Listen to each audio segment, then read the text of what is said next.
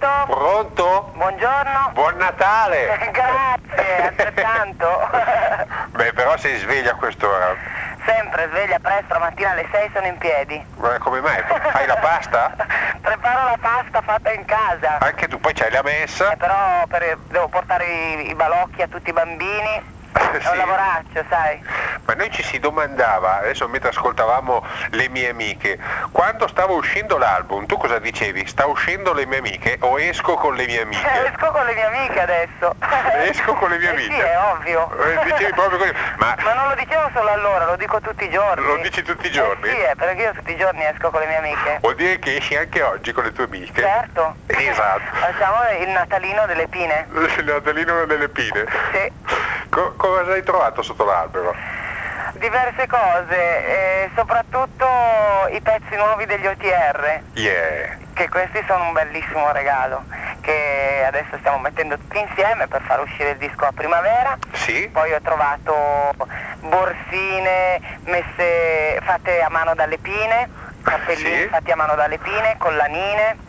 Colanine? Sì, regali rituali da pine, che Certo. però si rinnovano in continuazione. Sì. E poi tantissimi libri. Sì. Io leggo moltissimo. Tanto? Molto, molto, molto. Bello, bello, questo è un buon segno. Sì, certo, la Sì. cultura prima di tutto. Allora ci hai battuto, arrivederci, grazie. Siamo un gruppo di ignoranti. No, Allora- assolutamente, dai. Libri. Libri Bisogna anch'io. studiare perché è l'unico modo per difendersi. Per difendersi.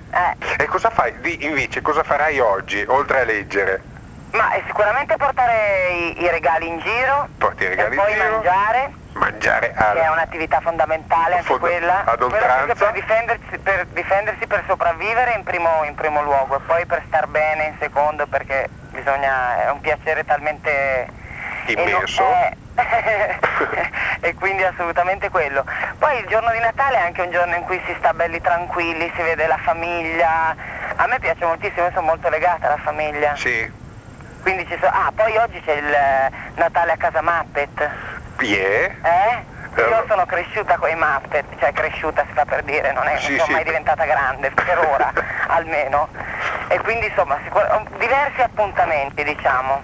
Allora siamo riusciti a portare la tua voce in Sì. provincia di Verona. Ah, A Verona, in provincia, come sai, siamo 3 radio collegate, sì, infatti. dal Garda è un'idea molto molto carina. fino a Padova si sente il tuo augurio. Dai, allora veramente un buonissimo Natale a tutti, cercate di essere più buoni oggi e tornare cattivissimi domani, come è normale che sia tutti gli anni.